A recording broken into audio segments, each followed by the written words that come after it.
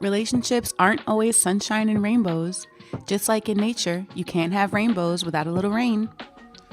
Journey with us, Shani Goodson and Dr. Sunjata as we share stories and insights about our thriving, unconventional love life and our unique take on relationships and consensual non-monogamy.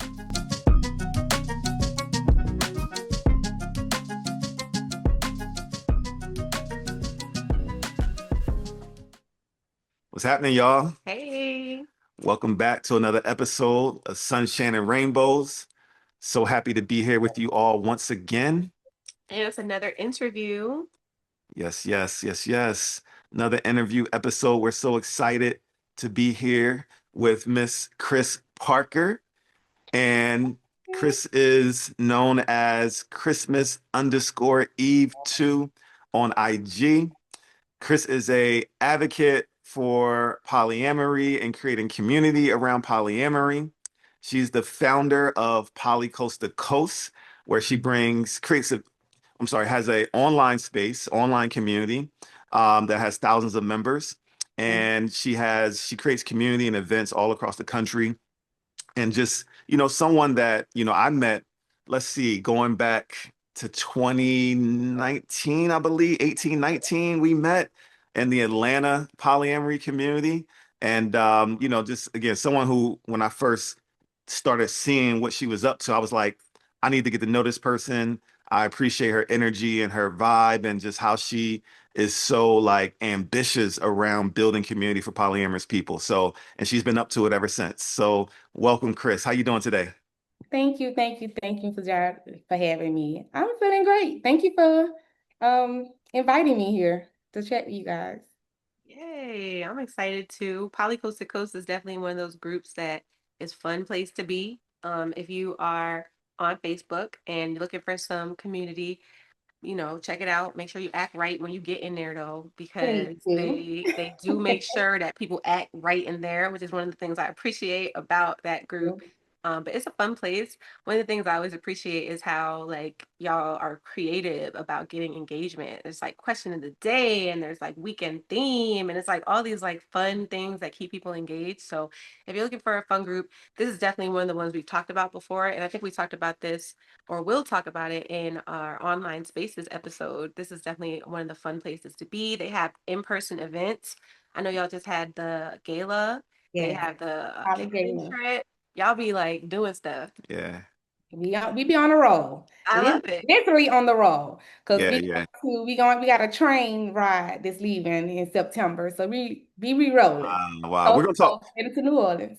Okay, nice. So we can save some time at the end also. Yeah, so we'll talk more about that at the end. I'm ready to jump in it. So like let's get into this. Like, where do you currently live? Where are you from? Actually, where are you from and where do you live now? All right. Well, as you can hear in my voice, I am definitely a Southern Belle. I am from Birmingham, Alabama, and I've been in Douglasville, Georgia, going on 11 years. So this is my home base right now, where I don't plan to leave no time soon. And yeah, I move a lot around Atlanta area, so I know a lot about Atlanta now. Love it. Like Sunjata was talking about you're kind of being loud and proud about polyamory. I'm wondering, like, what was it like for you growing up? Like, what kind of relationships did you see the adults in your life having when you were growing up? Definitely not anything like how I'm living my life. Very monogamous, very, traditional marriages, long-term marriages. So I did know that I wanted to be in a long-term marriage, but never ever thought that opening up that marriage to polyamory would ever be a thought, growing up. So yeah, that's how I saw monogamy everywhere, like everywhere. Didn't learn about polyamory until very well in my middle adult life. Okay. So do you feel as you look back on it all and those, experiences, seeing how the adults moved, in your life growing up, do you feel like any of those memories impacted your path to polyamory in any way? I can't say one thing. Although of course, I know it's not polyamory, but I had an uncle who was, he was moving women around a lot. And I seen those women engaging with each other. Like, they friends, do they know that? So they gave me a little bit of insight that maybe, people have relationships that are a little different. So I would say that just being a 10-year-old watching something like that, I was, that's intriguing. But then again, I didn't know what it was. I had Sure. no idea. Okay. So what was your early like dating life like in your teens, maybe even into your early 20s? Like what was that like? And did you know or get any hints that you may be non-monogamous or polyamorous at that time? No, because I didn't date a lot. The man that I'm married to, shout out to Rick. Rick, Shout out Rick. the man that I'm married to, I met him at a very young age, at 18. So I didn't really start dating, until I met him. So I didn't truthfully feel what dating is like until I became polyamorous, to be honest with you. So Mhm. my date was probably with Ricky, that's it. I had a teen boyfriend, but we couldn't really date. We was kids. And then when I got Ricky as an early adult, we Okay. started quite instantly. So my dating life is really polyamory. Okay. So, like, how did you get um to polyamory? Like, how did y'all get here? We got here because, again, I met Ricky at a very young age.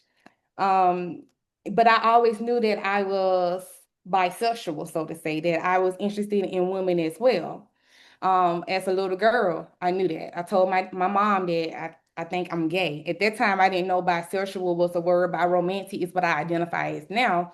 I didn't know that was a word either. So she told me, "What you mean you gay? You just was telling me you like a little boy." And I was like, "I like girls too. So I'm gay." And she was like, "No, that's bisexual." But then at 12 years old, I know I didn't want to have sex with them. I just like them. I think they're pretty. I want both, boyfriend and a girlfriend. So I knew I felt a little different from my other friends. So my mom was the one who introduced me to the word bisexual. Again, I had a little private girlfriends and stuff that also was bisexual in high school. But I committed to a man. So when I committed to a man, again, I have a monogamous mindset. I got to pick one. Either I'm going to be with him, her, him, or, I have to make a decision. So I committed to my husband, and I didn't think nothing else about being with anyone else because my mindset was monogamy Mm-hmm. until I started feeling like I have that urge of wanting to date a woman. Okay. And that's when that conversation came up with me getting a girlfriend. Hmm. So this is That's after you how were married. this is after 10 years after I was married. This is going on our 10th year anniversary wedding that I was planning for us. And I was like, Ugh, I want to experience a woman. Okay. How do you feel about that? So that's Okay. how the conversation came up. So I want to touch on something you said, like because you had a monogamous mindset and you committed to your husband, Ricky. I'm just Mhm. curious, were there any like societal pressures, family pressures that made you make that choice where you're like, I'm gonna commit to a man because I want to like be normal versus maybe committing to a woman and at that stage of your life? I never thought that I would commit to a woman, to be honest with you. As a Okay. kid, I just thought like I like them, but yeah, society had me thinking I had to choose a man or a woman, to be honest with you. So I always wanted a family, and I feel like I had to create a family with a man. Got That, now I understand things have changed now that I can very well create a family with a woman, but then I'm a kid, I'm it. young. Yeah, that makes I'm not sense. exposed to what, you know, Yeah. Yeah. other kids are exposed to now. Mm-hmm. Yep. Yep. So yeah, That makes society has sense. something to do with it. Yeah. So it's basically your desire to be with women that opened things up, right? So like how did that go? Like, was he like, okay, yeah, girl, get you a girlfriend? And then did he get a girlfriend? Like, how did you feel? Like, tell us more. Okay. I just want to go back to my childhood, me being just safe enough to speak my mind. Like me going to my mother at 12 years old and say, "Hey, I'm gay," That's and huge. I felt comfortable. My mom Mhm. always made me feel comfortable to be myself, speak my mind, don't be ashamed or anything. And I can always come talk to her if I don't want to talk to my friends. So I do give my mom credit for that. We are still very close. So talking to my husband was no different. You know, I felt safe. Let me talk to him and tell him how I feel. Even though I peeped out to see was he homophobic, I did. Like it was we seeing more of it on TV, men kissing, women kissing. How he's looking? What is he squirmy? Like what Yeah. you know, what he think about this? I kind of like I peeped it out because I knew at some point I wanted to talk to him about it. So I just Okay. wanted to see what angle to go in. But he wasn't homophobic. You know, he feel the same as me. People should be able to love who they want to love. It had nothing to do with me. So I was like, okay, let me see him keep this same energy with me. And so Mm-hmm. when I first told him, I was like, I got something I want to tell you, you know. And he was like, well, what is it? And I was like, I like women too. Like I want a girlfriend. What do you think about that? And he was like, hold on, what? And he thought I was playing. He was laughing. I was like, want me to call my mom? You know, he like, how would she know? I like, because she knew when I was young that I had girlfriends and I like girls too. And he was Wow. like, call her right now. So I called her, put her on speakerphone. Didn't tell her that he was in the room. And I just like, Mom, I just told Ricky that I like girls. And she was like, what? You just not telling him that after 10 years? That's And amazing that you held it that long. That is amazing. I was like, yeah, I didn't never think that I needed to tell them. Like, but now I'm Yeah. a girlfriend. And Rick Mouth was like, what? What? He told me to give him some time to think about it. So about 2 weeks came back. I didn't think I wasn't gonna bring it up again. I just felt like he wasn't with it, just for Right. him to put me on pause like that. But in 2 weeks, he came to me. Exactly, was like, that's something you really want? You really want, like, you know, tell me your history with like what have you done? And I was like, Mm, not too much because I was a kid. So I wasn't having sex like that. It was just, you know, a little hold hands and kissing, nothing really. I want to explore more. And right. he said, okay, do it, but I need to be able to know who you're doing it with and make sure there ain't nothing crazy going on. You safe and just talk to me about it. I said, Mm-hmm. that's all I gotta do. Okay. And Nice. and then I had my first date like a couple months later with a woman. So that opened up that door. And Uh, I had girlfriends for like maybe 3 years before I asked Ricky, do he want to have a girlfriend with me? So he allowed me that space to explore it, to see if that's something I really want to do. And I asked him to, you know, get a girlfriend with me. He like, okay, yeah, I'm down with that. So that's how okay. we kind of entered a little bit of polyamory, but still didn't know what it was. We just knew we was different. Okay. It's so funny how I feel like this is a common way that people come to polyamory. I think it's so like unifying uh, for humans. You know, like it's such a place of common ground. It feels like a place of like unity. I hear this story kind of a lot, and I think it's beautiful. You know, like I like Mm, that it's such a unifying thing. I love to see experiences reflected in other people's experiences because it just makes me remember how much we're all the same, you know, like and Mhm. focus more on the things that we have in common and less on what's different about us. So I know you say your mom was like down with oh, everything. I got another question before we go Okay. to the next question, right? So as I'm hearing your story, it brings to mind that it's so common to hear that the woman in a marriage is the one who's opening this door and introducing it to their husband when most of the time too that I've heard is because the woman is bisexual and wants to explore that side of herself. And it seems to be more successful when that happens. And I want y'all to tell me, like, have Yeah. y'all ever heard of a situation where the husband in a marriage type situation where the husband or longtime partner has brought it to their wife or partner and it's gone well and it actually the transition actually happened?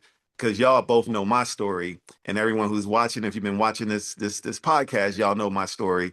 It didn't go so well when I was the one who brought it to my now ex-wife. So have y'all heard it work well in the other way? I don't think I've ever thought about Not it. in polyamory, no. More so polygamy, yeah, Okay. because other men is really not involved. To me, I feel Mhm. like that's why, and those women agree to those terms. So it's not as much, you know, of what we experience in the Okay. polyamory world. Okay. Just to me, I feel like, us women are just a little bit more emotional, able to handle that open-mindedness of sharing our partner. It's just my But it also seems like the men are more open to it when the wife says, I want to date other women. And like you women. introduced, Yes. but initially it starts with other women in the example that you introduced, right? And I've heard that example where it's like the wife is like, I want to date other women, and they're asking their husband or male partner, are you open to dating other women with me as like an introduction? That seems to go over well instead of the Ah, husband saying to his wife, I think I'm, want to explore non-monogamy and being polyamorous. Are you willing to go on that journey with me and date other people? But I also hear what you're saying that most of the time, the husband also isn't saying it's okay that you date other men because I want to explore this. Usually it's the husband saying, are you willing to date other women with me as exactly. well? And that's the challenge as well. Exactly. It's a big difference. Yeah. Because you Yeah. have women that's in polyamory that are not bisexual. They Right. don't want to be a part of his girlfriend, Right. so Yeah. that's My ex-wife was not bisexual. So, that also was a barrier to her wanting to join this space with me. And she was definitely monogamous minded. So she was like, I got you. So I could see why it necessarily yeah. doesn't work all the time in that direction as If much she as was it does. bisexual, she probably would have been more open to it, like, okay, I get a woman too. Yeah. Okay. Yeah. Okay. Okay. What you think? What do you Okay. think? Say it again. Jen, what do you think? I don't know. Like, I'm not sure that I don't think I've ever thought about this before. Like, I didn't come to polyamory with someone. Like, I didn't bring it up in my marriage, and I just Oh, don't know if I have enough context to know if yeah, from your I think I hear perspective. you though, because it's definitely a pattern. What Kris just told us is absolutely a That pattern. is one of the Um, main ways people enter the space. yeah, and I think if you watch the show, you'll see that. Or just like all the interviews that we've done have pretty much been similar. Yeah. Yeah. And I hear it all the time, but I don't know if I've heard as many examples of you. I will say maybe there's some element of like patriarchy that comes into play when the man brings it up, where it's like, oh, you just want to, have multiple women, and I think there's like maybe this kind of feeling of coercion that women don't want to feel. Maybe that's why it doesn't go so well Yeah. when men introduce it, but I don't know if that's true. I don't know if I have enough context to say if that's true or not. Okay. Okay. Sunjata's like, dang, maybe I should No, I was There just need to curious. be a survey that need to be done in the yeah, community. right. That would be an interesting survey just to see like what are those pathways in for a lot of Yeah. It's a folks. good research question, right? If you're still Yeah. married to the person you came into consensual non-monogamy with, who brought the idea? Yeah. Like, who brought it to who? That would be a great question. I would love to hear the answer to that. Hmm. Me too. You say your mom was really open and like, yay, whatever you want to do, boo. And I can relate. My mom is similar to that. So I love that for you because I can relate. I really appreciate that about my mom too.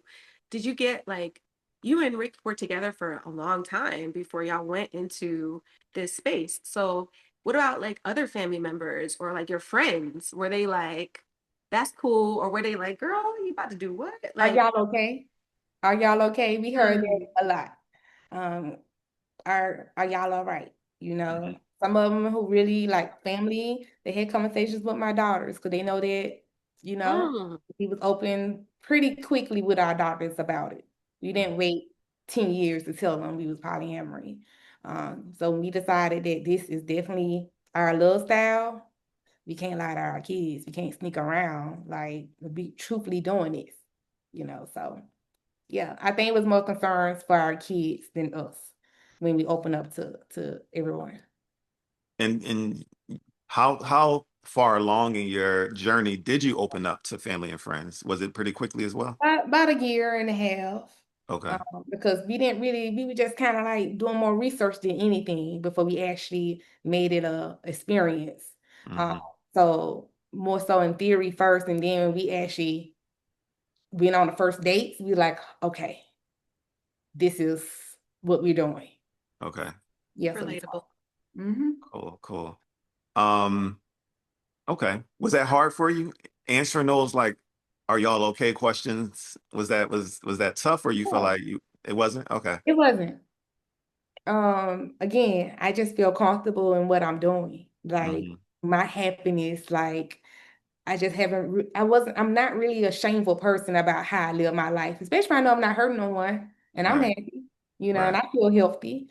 So what the next person think, it's no weight on me. It's no weight on me. Got it. Got it. Love it. Love it. Okay. Okay.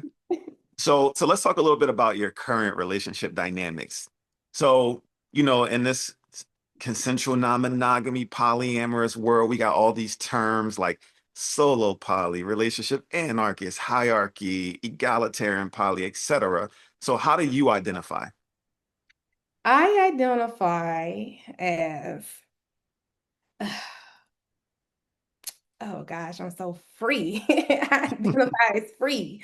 Okay. I don't really have any certain dynamics that I put myself in a box of what I desire in my polyamory. Both of my partners, I have Ricky, of course, my husband, my girlfriend. We date separately. They don't date each other, but they're very good friends. She has a husband. I don't date her husband, but we're pretty good friends. And he has Okay. a girlfriend that we're pretty good friends. So Nice. that's how I just, and if I do get a partner that I'm sharing another partner with, that's fine too.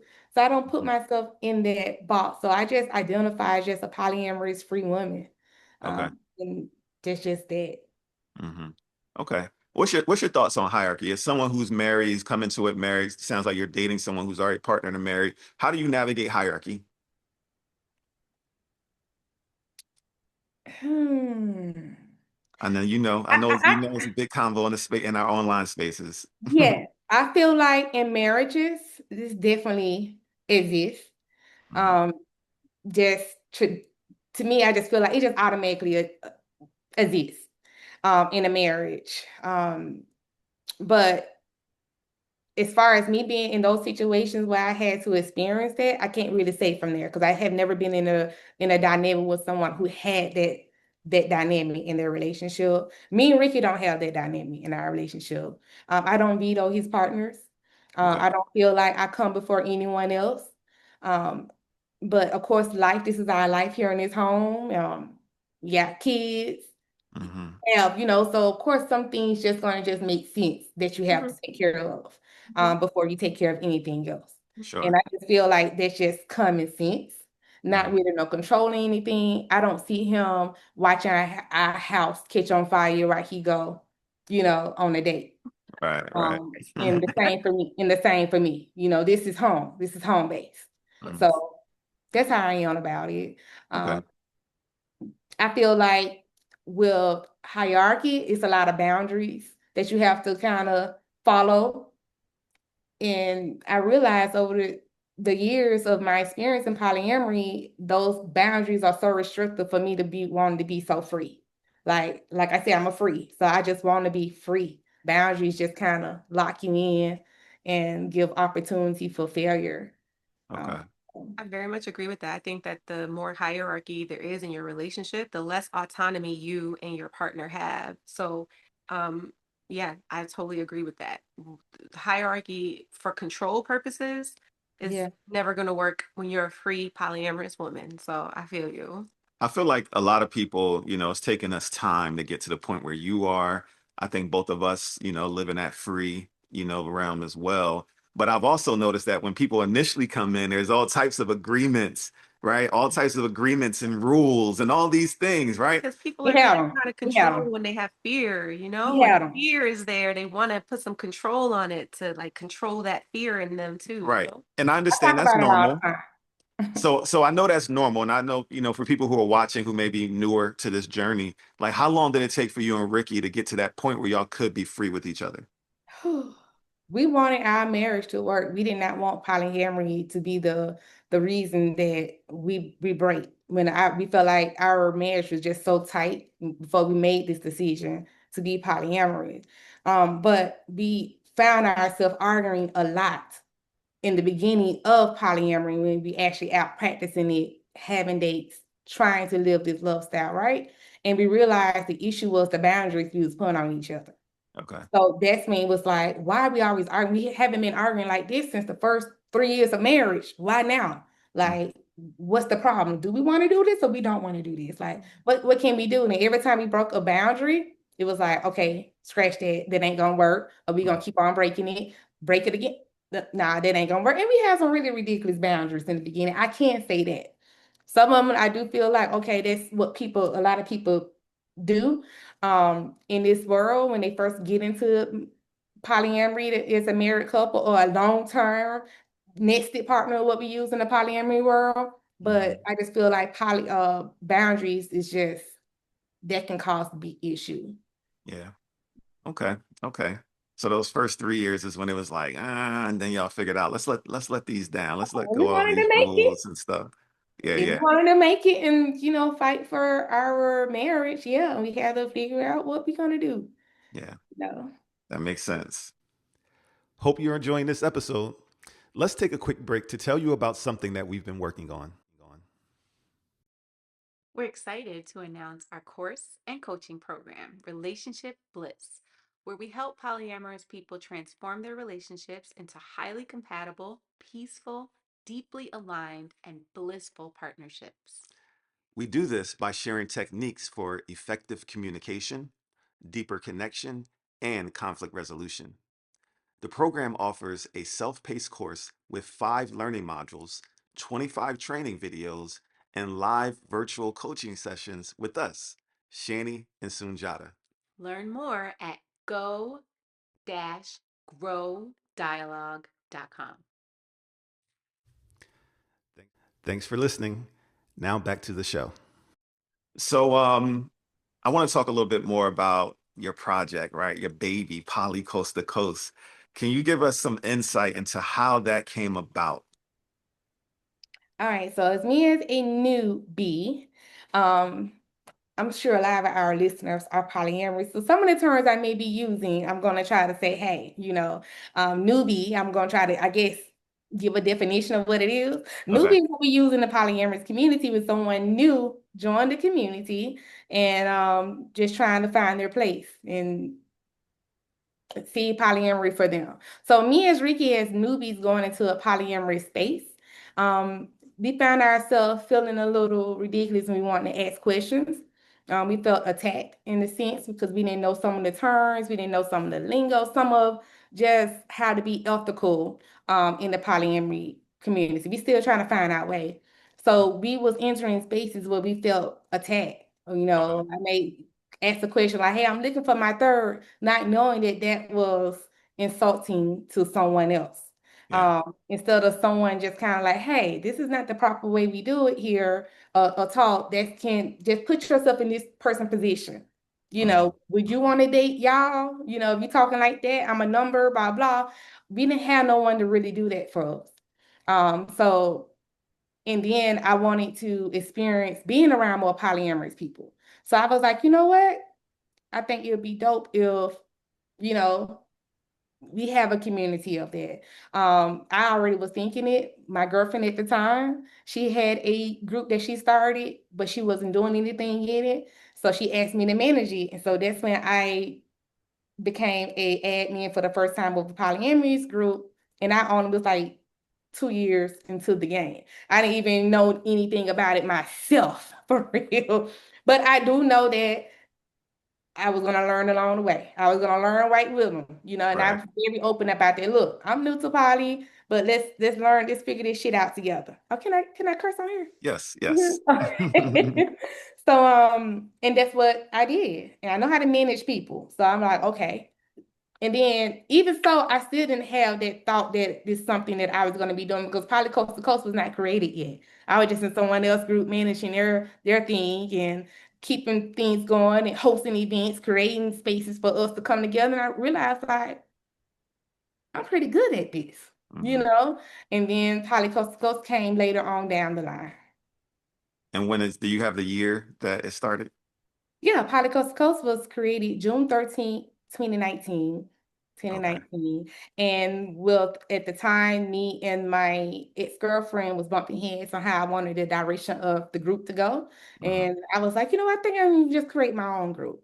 She was like, they managing themselves. They don't need you, you know, because I was enforcing people to do intros. I was putting people out they wasn't. She was like, you making our numbers drop. And I was like, the numbers don't matter. It's a quality. If they just sitting in the group a year and never ever interacted with us, why we need them here? Right. She Right. didn't like that I was removing people that was just Yeah. there.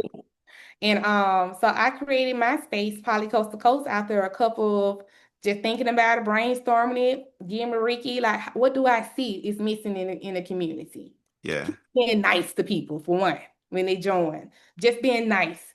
Not making people feel low because they're a little ignorant about how this polyamorous world go.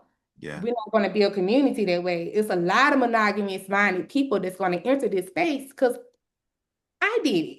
I still was monogamous, but still wanted what I wanted, but still monogamous minded, you know? Right. Right. So that was the whole point of me creating Okay.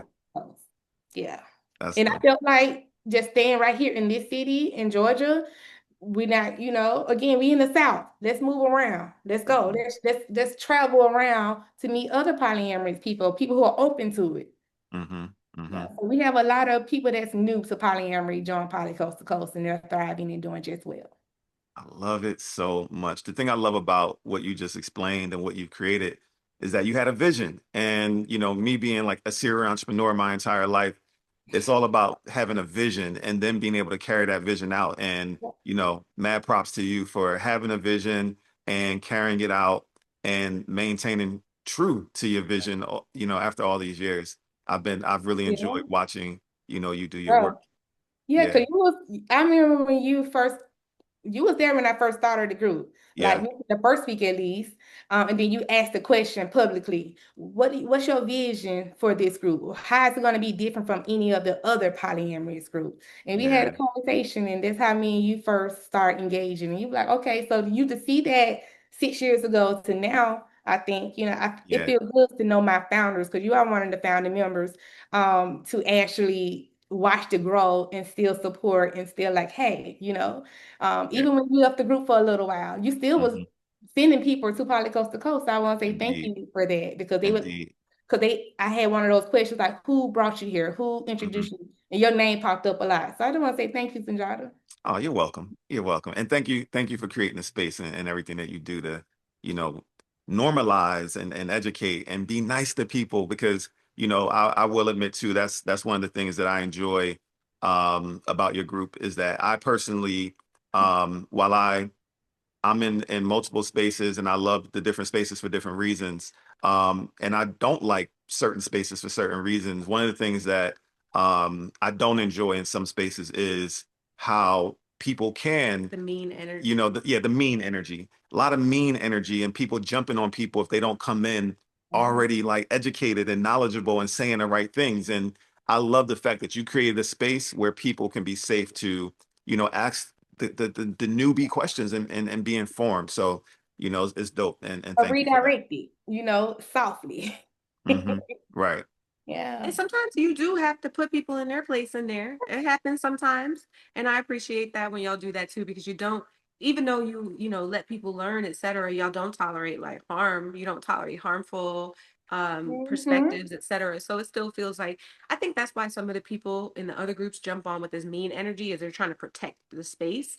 But I like that y'all protect the space in a way that is still empathetic and Yeah. still is considerate and caring of people's feelings. So I Because appreciate those that. people will go away. Those people will that's not don't have good intentions of being in the community or want to be, asking for that energy from us. They will eventually go away. Yes. So, Hmm. and we True. learned that ignore them. They Yes. post content or commit, ignore them. Yes. Very That's what I do. simple.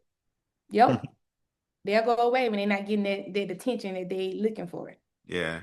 So what would you say has been the most challenging part of, having a group, online group like Poly Coast to Coast? I would say the challenging part is, oh, the more emotional aspect of it.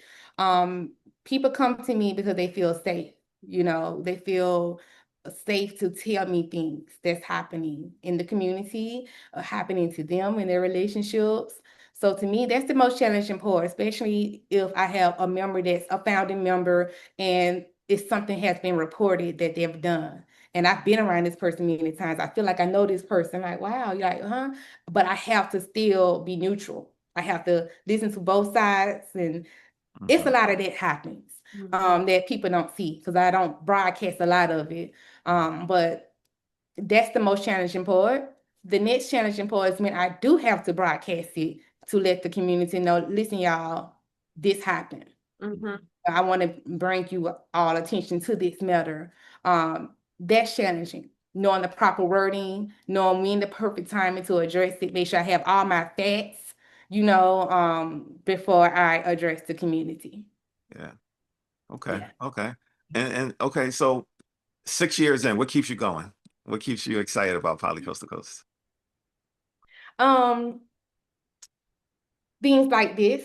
Um, Keep, exposing it, showing that polyamory can be normal, hearing from members like you all about what you enjoy about it.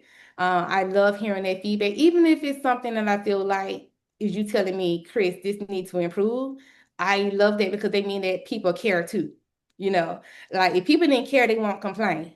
They'll just bounce out and leave the community and go and don't give an opportunity for change or improvement. So to me, that what keeps me going. I'm watching people love. I'm watching people get married, committing because they found that in poly coast to coast. So that's what keeps me going. Just like, oh, look at them building a family and watching someone come in, a newbie come in, and they're thriving. Like Love it. we're doing something right. We doing something right. So that's what keep me going. Definitely my admins. When I do have times when I feel like I don't want to do this, I don't want to go, I don't. Kris, so having that support. Shout out to my admins. Can I plug them right now? Yeah. El Fuego, um, Ricky Kirkland, Ric Flair Online, Brandy Celeste, and Kay Michelle. I love y'all. Shout out to the admins. Shout out y'all. Thank y'all for all that y'all do as well. So, like, Yes. are there any kind of projects, upcoming things you want to talk about that you want to like, anything else you want to plug before we move on to Well, like our little story? well, we always have the Poly Gala every June.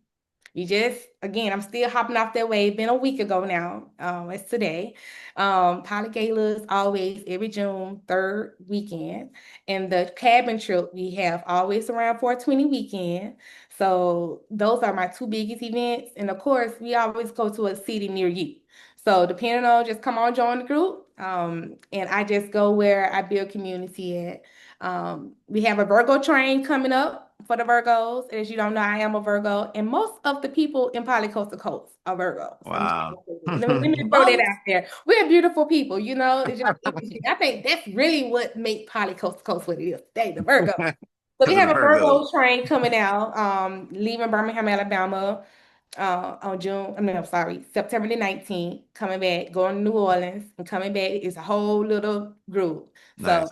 and it's public. So it's right there. It's on my page, Kris Parker page on Facebook for those who are interested in joining the Virgos group train. But I do vet people. So, you So we know, can link, I think we'll definitely link Poly Coast to Coast in the yeah. description. And you Yeah. want to, do you mind if we link your page too? Like your Of personal page? course. That's cool. All Of right. And course. we'll Yes, probably it's put your public. Instagram It's in there as public. well. All right, cool. Yeah, that's how I find my people. I have to be public. Indeed. Indeed. Cool, cool, cool. So we're going to transition to our final segment, Okay. which is called the Sunshine and Rainbows story. So, that's like a play on our show name, Sunshine and Rainbows. But with this story, we like to ask our guests, what's your sunshine and rainbow story, which is a time in your polyamory journey when you endure some challenges, that's the rain. And then later on, after time had passed and things improved, you gained some perspective. That's the sunshine. And you were able to recognize the lesson or area of growth, which is the rainbow. So, do you have a sunshine and rainbow story that you can come up with off top that you can share with the people? Um, Off the top. Oh, I have a few of them. I'm just trying to see about consent. What just involves me not sharing You got to keep names. it broad. Keep it broad. No names, no names, high level. Mm, yeah, I would say, and I'm sure Ricky won't mind me sharing this, but I would say it would be times when Ricky first started dating, and I was controlling, trying to control the whole thing on how long he go on a date, who is it with, where y'all going, and make sure you ain't go no restaurant I like to go to, little stuff like that. And it was a struggle for me emotionally. Like I was crying when he's going on dates. I used to cry and be like, what you consume my mind with so much about what he was doing on Mm. those dates. And I was dating too, but I Mhm. didn't think about how he made her feel. I was thinking more so like how I felt. Like he seemed like he's cool when I'm going on dates. He cool. Mhm. But me, it's a struggle for me. So I found myself crying a lot, him going on dates and just like, yeah. Literal rain coming from Literally, your literally face. was crying. It was like probably the roughest part of polyamory for me is him actually dating separately from me. Yeah. Yeah, because we were dating together for a few years before we started dating separately. So then it hit one day we had a conversation and he said, Kris, I just feel like I give you something that you don't give me. And I was like, what do you mean by that? And he just was like, I give you freedom. Like I allow you to be free. When you're on your date, I don't bother you. I don't ask you 1,000 questions leading up to it, after it. I feel like I don't feel like I can be free with doing this. Like I'm allowing you space to be free to do this. And I just was like, I don't let you feel free. And that really hurt me for a moment. But I had to sit on it Mhm. because, Ricky played about a lot of things, but he wasn't playing. He was talking to me that day. He was really serious. And I listened for the first time, like actually listen. And I like, you know what? He's right. What can I do to take my mind off of this? Like, it ain't hurt nothing with him going on a date. How did he feel when I go on a date? It's not hurting him. We still love each other. Mhm. Okay. And then after that, I just felt like a relief. And I just was like, I'm gonna allow him to feel free. I want to be able to give him that gift too, because it feels comfortable for me when I'm on my dates, to know that he know that I still love him and I'm coming home to him and we still okay. Yeah. So yeah, I would say that was my sunshine actually feeling good after he went on the date, for the first time and feeling like Nice. I felt happiness and not sadness. Wow. Yeah. Yeah, that's an amazing It's some sunshine and growth. rainbow story. And again, very relatable, I'm sure, for a lot of people. And I appreciate you sharing because a lot of people watching this, again, they're new and they may be feeling bad because they're having some of these feelings. So I appreciate you being vulnerable and letting folks know, like, yeah, I got a group Real man. and I'm holding community for polyamorous people, but I struggle too. And it's a process, us unlearning all the monogamous conditioning that we grew up in and that we live in, that we swim in on a daily basis. Exactly. So, it's totally normal to have hard feelings as we're navigating this journey. Exactly. Exactly. Oh, you Yeah. asked some really good questions. And I like Thank that you. scared me. Who thought of that idea? The Sunshine and Rainbow story. Yeah. I will take credit for that. Oh, good job. Thank you, and thank you. Thank you for again just all that you shared, the person you are in this community. Thank you for accepting our invite. And thank you for your heart for loving on people and loving on this community. Because I know it's not easy. Oftentimes it's a thankless job to hold a group space the way that you do on Facebook and hold these events and just because it's from your heart. I know you're not making a ton of money doing this. I know you do this because you have a passion for bringing people together. So thank you. Thank you for all that you do for normalizing this and creating a community for people because it's hard when you first get into this space. So having community is so, so important. Yeah. So props to Kris, props to Ricky, props to Elf There you Fuego, go, props to Michelle, K Michelle Brandy and Celeste, Brandy and Celeste. everybody who does all the free labor. And Okay, yeah, like honestly, we appreciate y'all. yeah. So Oh, yeah, and thank you for your time and answering our questions. You were awesome. And so that's a wrap for today's show. Thank you to oh, all our listeners. Thank you for everybody watching. I know y'all enjoyed Kris. We're going to tell you all the places where y'all can go find her, learn more, join the group, get yes. on some of these events, etc. Coming soon. So as always, y'all, until next time, we love y'all. Oh, love Peace. y'all. That's a wrap for this episode of Sunshine and Rainbows. We hope today's conversation sparked some new insights, deep reflections, or just gave you a fresh perspective on love and connection. We'd love to hear your thoughts. Drop us a comment, send us your questions, or share your own experiences. We might even feature them in a future episode. And don't forget to subscribe to Sunshine and Rainbows on YouTube and your favorite podcast platform so you never miss an episode. And if you're vibing with us, please like, comment, share, and leave a review. It helps others find the show and keeps these conversations going. Want more sunshine and rainbows? Follow us on Instagram, Facebook, and TikTok at Sunshine Rainbows for daily insights, behind the scenes moments, and updates on future episodes. You can get more in depth and intellectual with us on our Substack, sustainablesolutionsmedia.com. If you like what we're saying over there, consider becoming a paid subscriber to support all our liberation and anti-oppression efforts. As always, thank you for rocking with us. We so appreciate the love and support. Until next time, we love y'all. Peace.